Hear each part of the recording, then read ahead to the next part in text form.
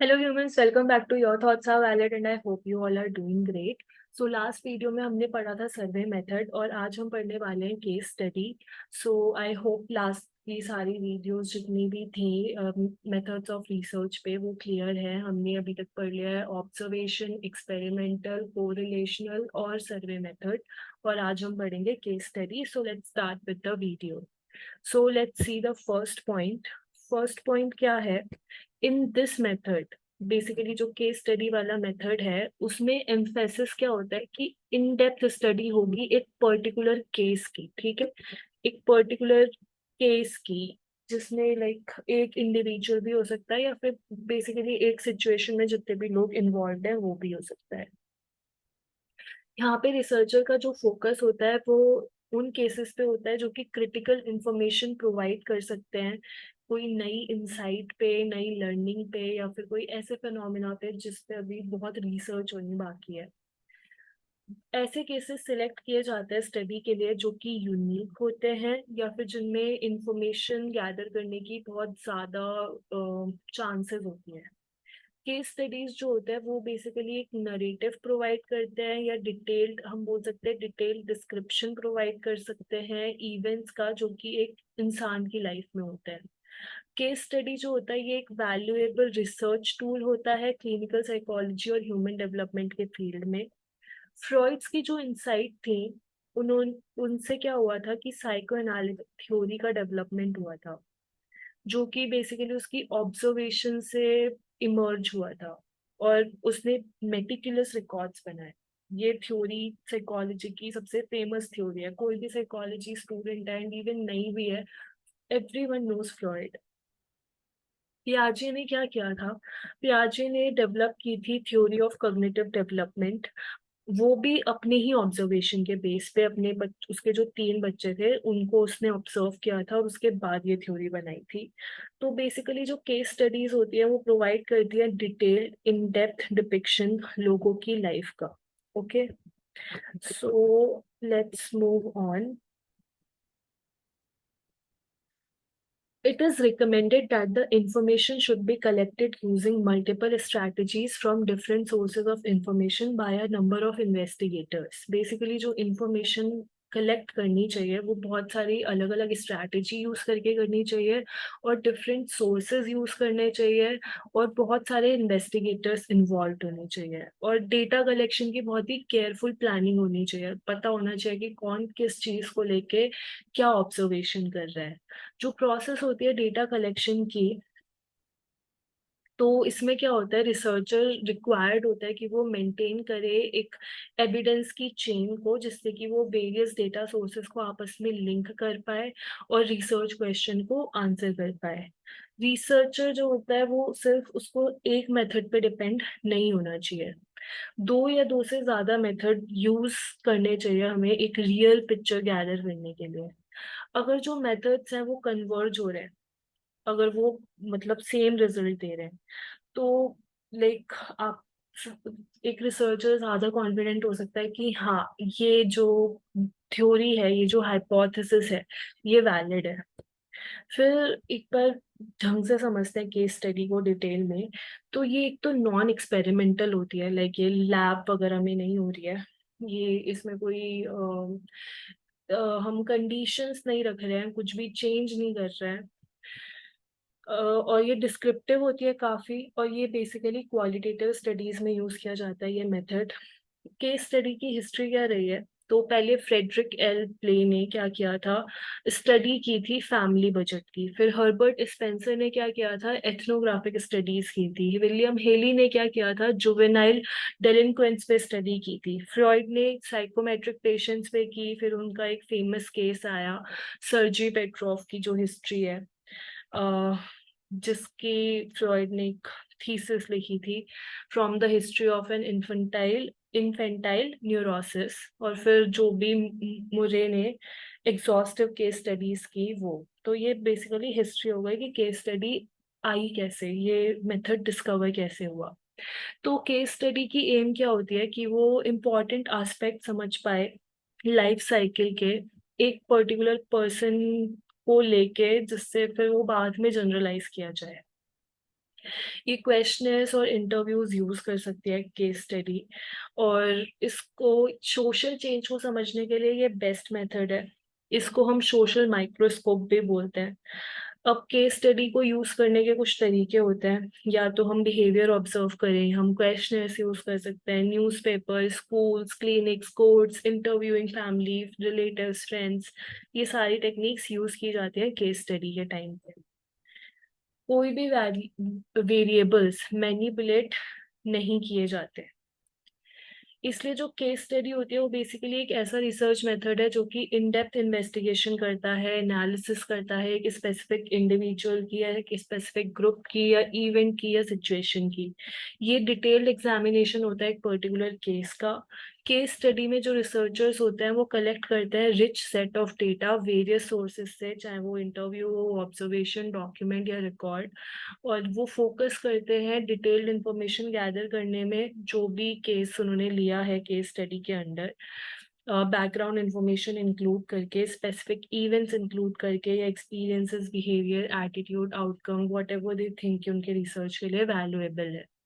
Advantage क्या होती है केस स्टडी की, कि ये बहुत ही इंटेंसिव स्टडी होती है। तो इससे हाइपोथेसिस, बेसिकली बहुत इंटेंसिव स्टडी होती है, तो हम बहुत सारी हाइपोथेसिस डेवलप कर सकते हैं और दो यूनिट्स के बीच में कंपैरिजन कर सकते हैं। डिसएडवांटेज क्या है? Post hoc fallacy. क्या होता है ये पोस्ट हॉक फैलेसी? को हम और क्या बोलते हैं? Post hoc ergo propter hoc. Basically इसका मतलब होता है no cause and effect relationship is established in case study method. तो ये जो टर्म है पोस्ट हॉक, इसको अगर हम लिटरली ट्रांसलेट करें तो इसका मतलब होता है after this therefore because of this. मतलब अगर हम सिंपली अगर समझना चाहें तो पोस्ट हॉक पॉलिसी की डेफिनेशन ये है कि बेसिकली एक ऐसा एजम्पशन है कि अगर इवेंट ए हुआ है इवेंट बी से पहले, तो इवेंट बी हुआ ही ए की वजह से है। ठीक है, जैसे कि गुड लक चार्म एग्जाम्पल लेते हैं, तो good luck charm black cat. इसलिए बेसिकली एक लॉजिकल फॉलिसी हो गई, जो कि लाइक आपको एक अज्यूम करने लग गया है कि अगर कोई इवेंट या एक्शन दूसरे को फॉलो कर रहा है तो पहले ने दूसरे इवेंट को फॉलो किया होगा। तो बेसिकली ये गलत कॉजेशन में बिलीव कर देता है। ये बेसिकली एक पॉलिसी है। लाइक अगर कोई मानता है कि गुड लक चार्म जो है वो ब्लैक कैट है, ठीक है, like good luck charm black cat किसी के लिए हो सकती है, या फिर बेसिकली किसी के लिए कुछ भी गुड लक चार्म हो सकता है। और जैसे हम मानते हैं कि अगर आपके साथ कुछ बुरा हो जाए और फिर आपको याद है कि ओ शिट, मैंने आज काली बिल्ली देखी थी, इस चक्कर में ये हुआ, काली बिल्ली ने मेरा रास्ता काटा था, तो वो आपका ये इसको आप बोल सकते हो पोस्ट हॉक पॉलिसी है। तो अगर आपको ये टर्म याद रखनी है तो अगली बार कोई काली बिल्ली आपका रास्ता काटे तो याद रखना कि अगर आपके साथ उसके बाद कुछ बुरा हो, लाइक कुछ भी छोटा सा इनकन्वीनियंस हो और आप सोचो कि यार ये बिल्ली की वजह से हुआ है, तो याद रखना कि वो पोस्ट हॉक पॉलिसी हो रही है, नथिंग एल्स। ओके, ऐसे ही गुड लक चार्म, लाइक कुछ लोग बिलीव करते हैं कि वो कुछ गुड लक होता है कि उनके लिए कोई पर्टिकुलर शर्ट या कोई पर्टिकुलर नंबर लकी है, तो फिर वो उन चीजों पे बिलीव रखते हैं। और उनके साथ कुछ अच्छा हो जाता है उसके बाद तो दे बिलीव कि क्योंकि उनको साथ उन्होंने आज गुड लक चार्म देखा, एक्सपीरियंस किया, इसलिए उनके साथ कुछ अच्छा हुआ। तो नेक्स्ट टाइम कुछ अच्छा हो बुरा हो और आप किसी चीज से रिलेट करने लगो तो याद रखना कि वो पोस्ट हॉक पॉलिसी में इंक्लूडेड होगा। केस स्टडी में क्या होता है, जो रिसर्चर होता है वो स्टडी करता है effects of teaching method performance in a particular school. ठीक है, ऑब्जर्वेशन में क्या होगा कि न्यू टीचिंग मेथड इम्प्लीमेंट करके स्टूडेंट के टेस्ट स्कोर जो भी आएंगे स्कूल में वो एक सिग्निफिकेंट इम्प्रूवमेंट दिखाएंगे। ये ऑब्जर्वेशन हुई। ये बेसिकली एक एग्जांपल दे रहे हैं कि केस स्टडी की गई कि वो टीचिंग मेथड परफॉर्मेंस के इफेक्ट देख रहा है एक पर्टिकुलर स्कूल में, और ऑब्जर्वेशन ये हुई कि नए टीचिंग मेथड्स की वजह से स्टूडेंट एक इम्प्रूवमेंट दिखा रहे हैं। और पोस्ट हॉक पॉलिसी क्या हो जाएगी इस केस में, कि जो रिसर्चर है उसने ये कंक्लूड किया कि जो नया टीचिंग मेथड है वो इम्प्रूव टेस्ट स्कोर्स पे बेस्ड है। तो जो पोस्ट हॉक पॉलिसी है इस केस में वो रिसर्चर को लीड कर सकते हैं कि वो बाकी सारे पोटेंशियल फैक्टर्स को ओवरलुक कर दे जो कि इम्प्रूव टेस्ट स्कोर्स में कंट्रीब्यूट किया है जिन्होंने। लाइक हो सकता है कि टीचर्स ज्यादा ध्यान देने लग गए हो, या हो सकता है स्टूडेंट्स ज्यादा पढ़ने लग गए हो सकता है उनका मोटिवेशन लेवल किसी रीजन की वजह से इंक्रीज हो गया हो। तो पोस्ट हॉक पॉलिसी ऐसे इंक्लूड हो सकती है इस केस में। फिर हम केस स्टडी कहाँ यूज कर सकते हैं? नॉन एक्सपेरिमेंटल केसेस में कैसे? रिसर्च मेथोडोलॉजी जिसमें हमें स्टडी करना होता है कि वेरिएबल्स कैसे रिलेटेड है, और जो बेसिकली वेरिएबल्स के मैनिपुलेशन पे रिलाई नहीं करते। Like what is it like to be a working mother diagnosed with depression. ठीक है, ऐसे में हम केस स्टडी यूज कर सकते हैं। लाइक हमने डॉक्यूमेंट्स वगैरह पढ़े, पर्टिकुलर पेपर्स पढ़े, उसके बाद हमने कुछ वर्किंग मदर्स जिनको डिप्रेशन है उनसे हमने इंटरव्यू लिए। तो बेसिकली हम केस स्टडी कर रहे हैं। डिस्क्रिप्टिव रिसर्च के टाइम पे भी यूज किया जाता है। ये type of research design that aims to obtain information to systematically describe a phenomena, situation और पॉपुलेशन।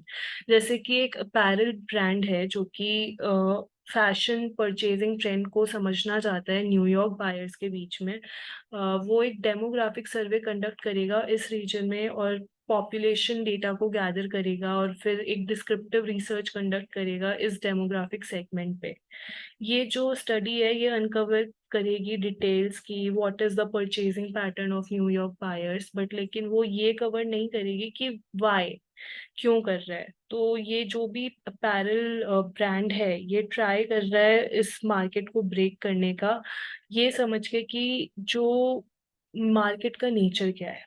तो ये होगा स्टडी का ऑब्जेक्टिव। ठीक है, वाई पे कोई फोकस नहीं कर रहा, व्हाट पे फोकस कर रहे हैं यहाँ पे। क्वालिटेटिव रिसर्च में यूज किया जा सकता है। रिसर्चर्स डेटा गैदर करते हैं, कंक्लूजन ड्रॉ करते हैं अपने ऑब्जर्वेशन के बेसिस पे। It is basically about collecting and analysing non numerical data, जैसे कि how does human social media body image social media shape body image in teenagers. Okay, फिर एक केस स्टडी कैसे कंडक्ट की जाती है? तो पहले हम एक केस सिलेक्ट करते हैं, जैसे कि हमने एक स्पेसिफिक क्लाइंट या क्लिनिकल सिचुएशन ऑफ इंटरेस्ट हमने चूज की, जो भी जिस पे भी आप इंटरेस्टेड हो रिसर्च करने में, या जो भी आपका प्रोफेशनल गोल है उस हिसाब से। फिर इन्फॉर्म्ड कंसेंट, अपने इंफॉर्मेशन कंसेंट ऑब्टेन की क्लाइंट से, उसको पर्पस बताया, प्रोसेस बताया केस स्टडी का, और इंश्योर किया कि सारी इंफॉर्मेशन कॉन्फिडेंशियल रहेगी और वो उनका पार्टिसिपेशन बिल्कुल वॉलेंटरी है। Data collection, like relevant data collect करना वेरियस मेथड यूज करके, interviews, observation, assessment, document reviews, और रिच और डिटेल्ड इंफॉर्मेशन पे फोकस रखना जो कि केस के लिए ज़रूरी है। एनालिसिस और इंटरप्रिटेशन, एनालाइज करना, इंटरप्रेट करना कलेक्टेड डेटा को to gain a deep understanding of the case. Ethics basically ensure करना कि सारी एथिकल गाइडलाइंस और प्रिंसिपल्स को फॉलो किया जा रहा है। क्लाइंट की डिटेल्स जो है वो कॉन्फिडेंशियल रहनी चाहिए, उनकी प्राइवेसी मेंटेन रहनी चाहिए, और नेसेसरी परमिशंस ऑब्टेन करनी चाहिए अगर कोई भी चीज़ आपको पब्लिश करनी है, जब भी आपको केस प्रेजेंट करना है। रिपोर्ट और पब्लिकेशन हमें बेसिकली कंबाइन करनी होती है फाइंडिंग्स को एक कॉम्प्रिहेंसिव रिपोर्ट में या फिर पब्लिकेशन में, जिसमें बैकग्राउंड वगैरह सब इंक्लूड होना चाहिए, बैकग्राउंड, मेथोडोलॉजी, रिजल्ट, इम्प्लीकेशन, और इंश्योर करना चाहिए कि जो क्लाइंट की आइडेंटिटी है वो प्रोटेक्टेड है। उसके बाद एक एग्जाम्पल देख लेते हैं, then we will end this video. तो जॉन जो है वो एक मीक पर्सन है जो कि अपनी वाइफ पे डिपेंडेंट है कंपेनियनशिप के लिए, इमोशनल सपोर्ट के लिए। तो it came as a jolt when she announced that she was leaving him to live with his younger brother.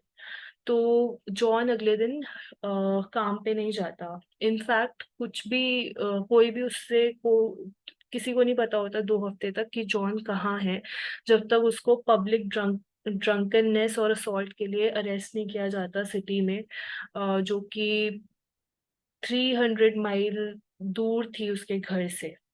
उन 2 हफ्ते में John lived under another name, वो भी एक चीप होटल में, और उसने बेसिकली काम किया टिकट्स बेच के एक पोर्नोग्राफिक मूवी थिएटर में। और जब उसको इंटरव्यू किया गया तो जॉन को नहीं पता था कि उसका रियल नेम क्या है या उसका एड्रेस क्या है, और वो एक्सप्लेन नहीं कर पा रहा था कि वो कैसे अपनी इस जिस लोकेशन पे वो भी है वो वहां कैसे पहुंचा, और उसको पिछले 2 वीक का कुछ भी याद नहीं है। तो ऐसे में हम केस स्टडी कर सकते हैं, लाइक ये किस चीज का केस हो सकता है। जॉन को इंटरव्यू किया जाए, उसके बाद देखा जाए कि ये कौन सा डिमेंशिया है या फिर एमनीशिया है या फिर फ्यूज है, क्या है। तो बेसिकली स्टडी की जाए, उससे रिलेटेड डेटा गैदर किया जाए, और फिर जॉन के रिलेटिव्स और फ्रेंड्स उससे उनसे पूछा जाए जॉन के बारे में। तो इस केस में केस स्टडी की जा सकती है। Okay, so I hope case study is clear to you now. If you have any doubt, you can definitely ask in the comment section, and I will see you all in the next video. Thank you so much for watching.